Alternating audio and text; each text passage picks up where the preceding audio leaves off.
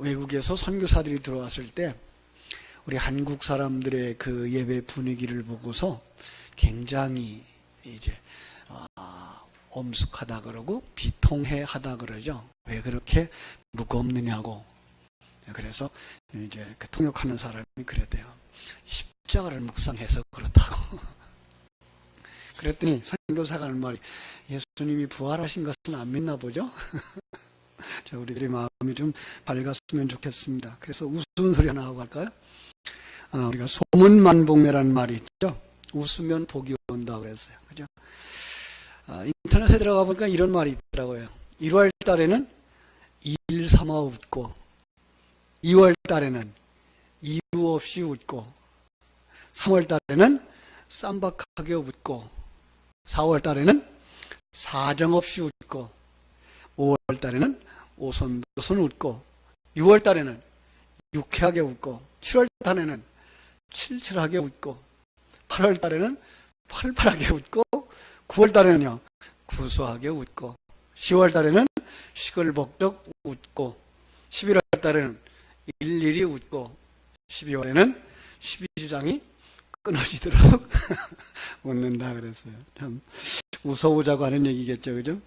또 한 사람이 얘기를 했어요. 월요일 날은 원래대로 웃고, 화요일 날은 화통하게 웃고, 수요일 날은 수수하게 웃고, 목요일 날은 목이 터져라 웃고, 금요일 날은요 금방 웃고 또 웃고, 토요일 날은요 토실토실 웃고, 주일 날은요 주구장창 웃고.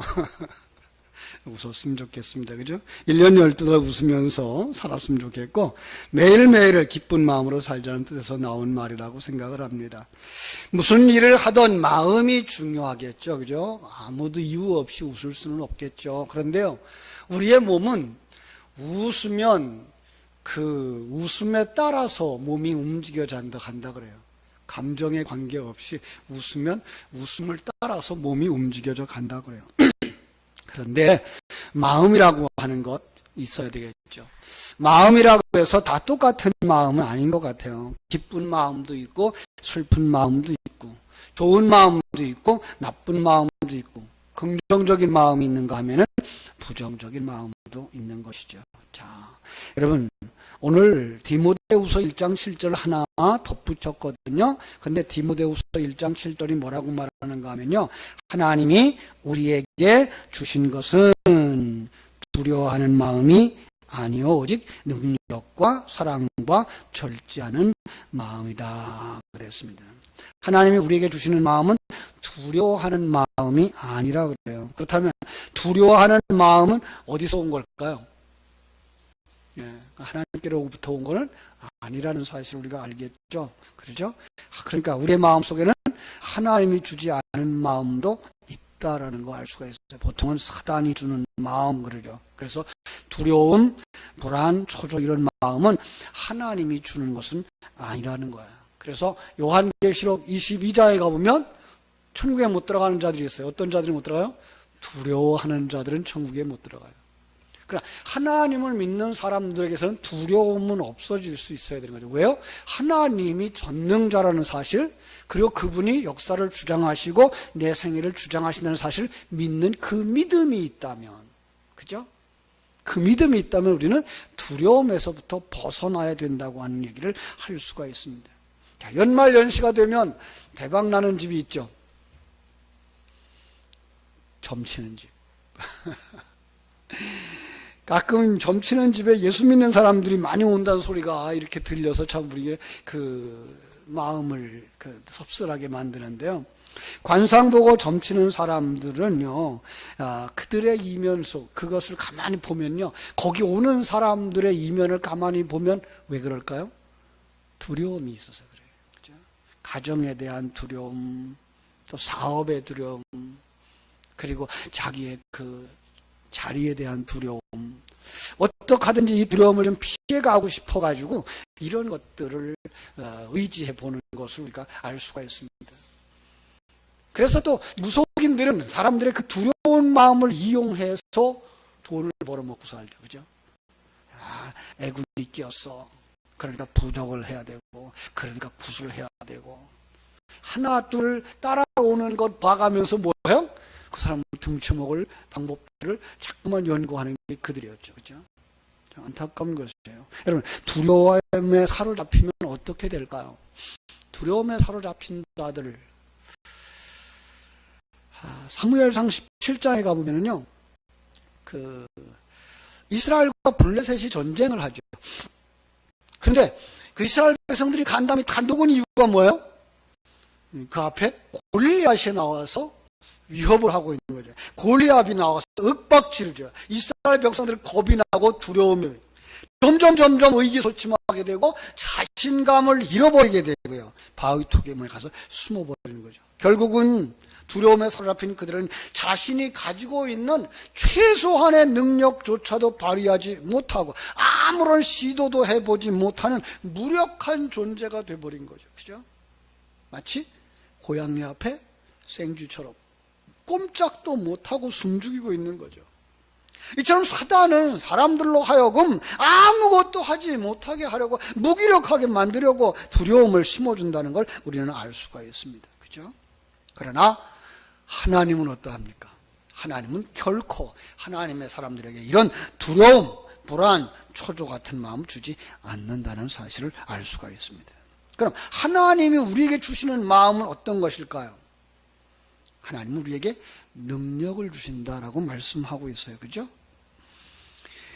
그러니까 하나님이 우리에게 주신 것은 두려워하는 마음이 아니요 오직 능력과 사랑과 절제하는 마음이다라고 말하고 있잖아요. 그죠? 여기 능력이라는 말은요, 다이너마이트의 원어이죠. 디나미스라고 하는 말로 쓰여지고 있는데요. 우리는 거기서 정말 마음의 힘만이 아니라 육체적인 힘까지도 우리가 얻을 수 있다는 사실을 알 수가 있어요. 하나님이 지친 사람을 찾아오셨어요. 우리가 새벽 예배에 오셨던 분은 기억할 텐데요. 엘리야가 그랬죠. 엘리야가 아합과 이세벨 그리고 그 바알과 그 아세라 선지자들을 850명을 대결해서 이겼어요. 그리고 나서 어떻게 됐어요? 그들을 다 죽여버렸어요. 그런데 그 여자 한 사람 이세벨이 사람을 보냈어요. 그들처럼 너도 만들어줄 거야. 근데 그렇게 싸웠던 그가 그 한 사람의 그 위협적인 말에 어떻게 해요? 그냥 영향을 받자마자 그는 그냥 맥이 탁 풀려버리는 거죠. 그렇죠? 참 안타까운 거예요. 이런 모습은. 그래서 그 속에 하나님이 천사를 보내서 찾아오셔요. 그리고 그에게 먹을 것도 주고 마실 것도 주고 까마귀를 통해서 양식을 공급해 주면서 그에게 격려해 주고 일으켜 세워 주신 것을 우리는 압니다. 그렇습니다. 하나님이 어떤 능력을 주시는가 하면 할 수 있다라고 하는 마음의 능력을 주시는 줄로 믿습니다. 예, 사단이 주는 두려움이 아무것도 아니다라고 하는 걸 깨달아 알게 해주시는 거예요. 마치 무엇과 같아요? 방탕유리 안에 있는 사람이 그 밖에서 공기총 가지고 협박하는 사람들을 두려워하지 않는 것과 같은 거예요. 그죠? 방탕유리가 그걸 능히 막아낼 수 있기 때문에 그런 거죠. 사단은 하나님 안에 있는 우리를 어떻게 할 수가 없다는 사실을 우리는 아는 사람이 뭐예요? 방탄유리 안에 있는 사람일 수가 있는 거죠. 그죠? 그러면 어떻게 할 수 있어요? 쏠 테면 쏴봐라 라고 말할 수가 있는 거죠.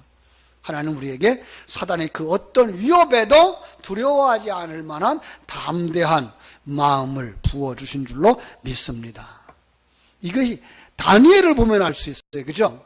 다니엘과 그 세 친구들을 보면 알 수가 있어요. 그들은 느부갓네살 왕을 두려워하지 않아요. 그들은 사자굴을 두려워하지 않아요. 그들은 풀무불을 두려워하지 않아요. 왜요? 하나님이 나와 함께 하신다는 사실을 믿었기 때문에 그런 거죠. 그죠? 여러분, 만약에 토끼가 산속에서 부스럭거리는 소리 들었다면 토끼는 어떻게 할까요? 일단 도망부터 가야 되죠. 그죠? 도망부터 가서 이게 뭔가라고 살피겠죠. 그런데 토끼 같은 마음이 아니라 사자는 어떨까요? 사자는 부스럭거리면 그렇죠. 이건 어떤 먹일까라고부터 생각을 하겠죠. 이러한 토끼 같은 마음이 우리가 아니라 정말 사자 같은 마음을 우리에게 주셨다라고 하는 걸 우리가 알 수 있어요.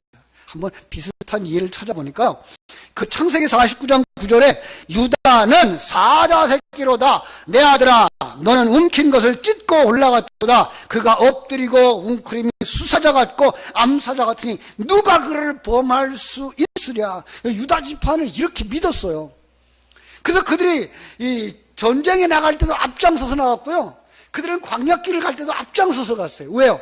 우리는 사자 같은 백성이야, 사자 같은 지파야 라고 생각을 했기 때문에 그런 거예요. 오늘 하나님이 우리를 강하게 만들어 주셨다는 사실을 이렇게 깨달아 안다면 우리도 능히 이 험한 세상 속에서 담대하게 앞으로 나가게 될 줄로 믿습니다. 그렇습니다.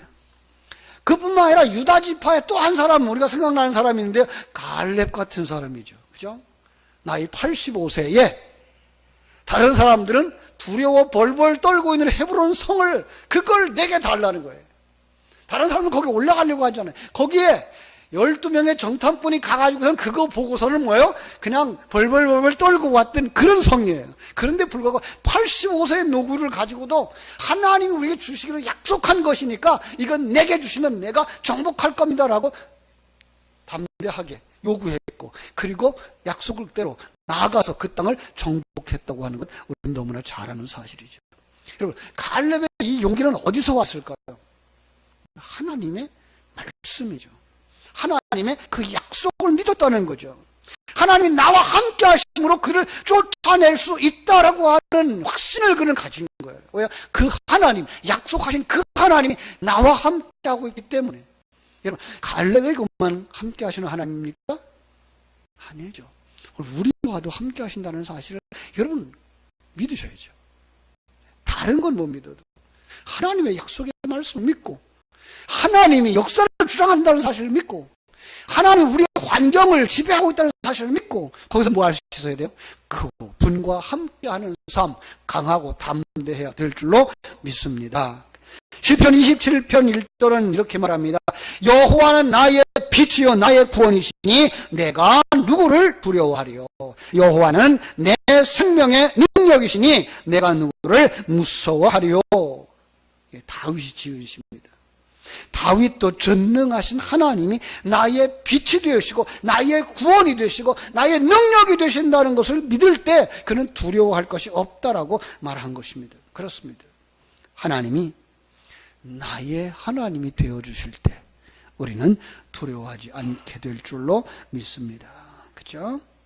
데살로니가전서 3장 13절에서도 너의 마음을 굳건하게 하신다라고 말씀하셨어요. 하나님은 우리의 약한 마음을 강하고 담대하게 해주실 줄로 믿습니다.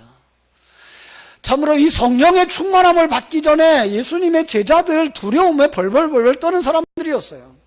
그죠? 베드로의 표현을 우리는 알죠? 그냥 예수님과 같이 있었다 그러면 자기 생명이 위태로울까봐 피해 도망가고, 심지어는 여자의 앞에서도 나 예수가 누군지 몰라라고 부인할 수밖에 없었던 약심장. 그죠? 그런데 그가 성령의 충만함을 받고 사람들을 두려워하지 아니하고 나가서 담대하게 복음을 전했고, 죽음을 두려워하지 아니하고 십자가에 거꾸로 맞게 매달려서 순교할 수 있을 만큼까지 그는 강하고 담대한 사람이 된 거 뭐예요? 하나님의 약속의 말씀이 확 믿어졌기 때문이에요. 성령의 역사하심으로 말미암아 그 약속의 말씀이 믿어진 거예요. 나 죽으면 오늘도 천국에 갈 수 있다라고 하는 확신과 하나님이 내게서 맡겨주신 사명을 다하게 하기까지는 나를 이 땅에 살게 하실 것이라고 하신 거예요. 그리고 지키시고 보호하시고 인도하신다고 하는 사실을 분명하게 믿었기 때문에 그는 조금도 두려워하지 않았던 거죠. 바울 사도 역시 그러했습니다. 그래서 하나님이 인도하는 곳이면 어디든지 갔어요. 하나님이 길을 막으시면 기다렸고, 하나님이 길을 열어놓으면 어디든지 갔어요. 어떤 상황 속에서든지 그는 복음을 전했고, 심지어 매를 맞고, 그죠? 참 죽음에 이르러서 성 밖으로 내침을 받아도, 돌에 맞아 죽었다가도 살아나도 다시 또 복음을 전할 수 있는 자리로 나갈 수 있었던 그 강함, 그것은 바로 하나님의 약속을 믿는 것이며 그 하나님이 나와 함께 하시며 나를 통해 일하고 계시다는 사실을 믿었기 때문에 그는 강하고 담대한 자가 된 줄로 믿습니다. 사랑하는 여러분, 참 세상 살기 힘들죠. 너무 세상이 힘들어서 세상을 따라가려고 그러면 정말 힘들어요. 우리가 세상을 장악하고 갈 수 있었으면 좋겠어요. 세상에 예수 믿는 우리를 위해 존재한다는 사실을 알고 세상을 그렇게 지배하고 다스렸으면 좋겠어요. 세상에게 지배당하고 시간에게 쫓겨가고 환경에 쫓겨가는 것이 아니라 내가 그 환경을 다스릴 수 있는 사람들, 지배할 수 있는 사람들이 되어졌으면 하는 마음입니다. 그렇습니다. 이사야서 40장 29절에서도 말씀하십니다. 피곤한 자에게는 능력을 주시며 무능한 자에게는 힘을 더하시나니. 누가 생각나죠? 엘리야죠, 그죠? 엘리야. 새벽에 나오셨던 분을 생각할 수 있을 거예요, 그죠? 피곤해 지쳤을 때 하나님 나 데려가세요. 나 이만하면 좋게요. 그렇게 했어요, 그죠? 그런데 하나님이 그에게 찾아오셔서 위로해 주시고 격려해 주시고 확신 주시고 감당하게 하셔서 그의 삶의 마지막까지 자기 사명을 감당할 수 있도록 참 그 팔다리에 힘을 불어넣어 주신 줄로 믿습니다. 마치 전기줄이 끊어지면 어떻게 될까요? 전기가 나가버리겠죠. 전기줄이 끊어지면 아무런 작동도 할 수가 없겠죠. 하나님이 우리에게 주신 능력은 바로 그 전기줄을 이어주는 것과 같은, 그죠? 예, 그렇습니다. 어떤 전기구가 전기줄이 끊어졌을 때는 힘을 내지 못하지만 전기줄이 연결만 되어진다면 큰 힘을 낼 수 있는 것처럼 오늘 우리가 예수 안에서 연결되어질 수만 있다면 우리는 정말 큰 힘을 낼 수 있게 되리라고 생각을 합니다. 오늘 빌립보서 4장 13절은 이렇게 말씀하고 있습니다. 내게 능력 주시는 자 안에서 내가 모든 것을 할 수 있느니라. 하나님은 우리에게 능력을 주시는 분인 줄로 믿습니다. 필리핀 선교사님의 아들 가운데 한 사람이 있었어요. 팀 티보라고 하는 사람인데요. 이 사람은 고등학교 다닐 때까지 홈스쿨을 했어요. 집에서 부모님의 밑에서 그냥 공부를 했어요. 자, 그런데요, 그 사람이 그 미국 축구에 아주 유명한 선수가 됩니다. 그 무명한 티보가 이제 달리는 능력을 뛰어나게 하신 그 하나님의 은혜로 말미암아서 잘 달리면서 이 럭비 선수가 된 거예요. 미식 축구라고 말하죠. 예. 그래서 박지성이나 손흥민처럼 잘 달리는 거예요. 예, 그 미식 축구의 두각을 나타내더니 그냥 대학팀에 들어갈 수 있게 해줬어요. 그 대학팀에서 역전의 사나이라고 불리며지면서 사람들과 언론의 관심을 얻게 됐어요. 급기야 티보는 프로팀 덴버 브론코스라고 하는 팀에 입단하게 되었고요. 그 입단해서 두각을 나타냈어요. 2012년 플레이오프전에서 승리의 주역으로 아주 대스타가 됩니다. 그는 하나님의 은혜에 늘 사랑하며 감사하며 살았어요. 그래서 그는 어린 시절 그리고 또 대학 시절 그의 그 뭐라 그래요? 요 눈 밑에 붙이는 거 아이패드라 그래요? 거기에는 뭐라고 썼는가 하면 요한복음 3장 16절. 예. 그런데 프로가 되자 그걸 할 수가 없었어요.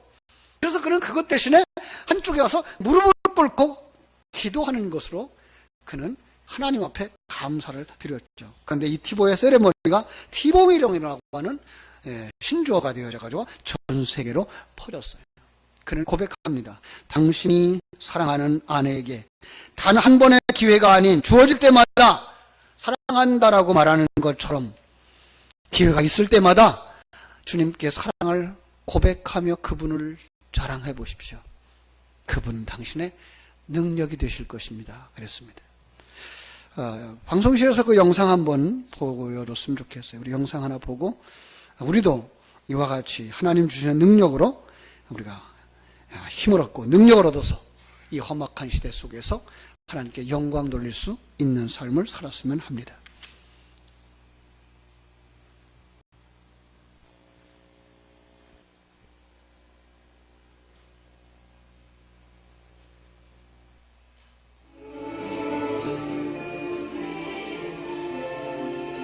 다 꺼줘요. 다 꺼줘봐요.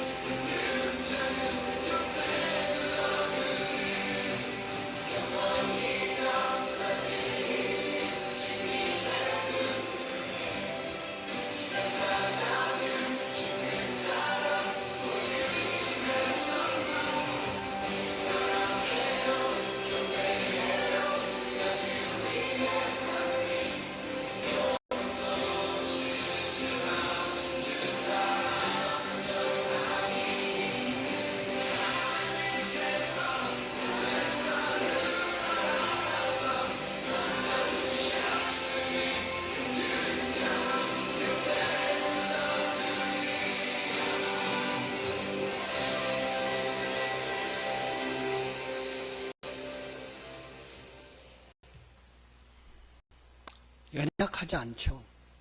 예수의 사람들은. 물론 이 세상에서 자기 은사와 능력을 따라 살아갑니다.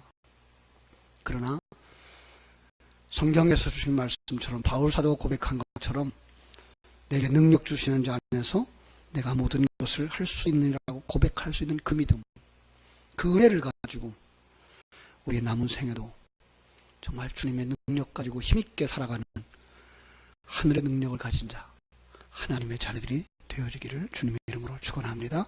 기도하겠습니다. 하나님, 우리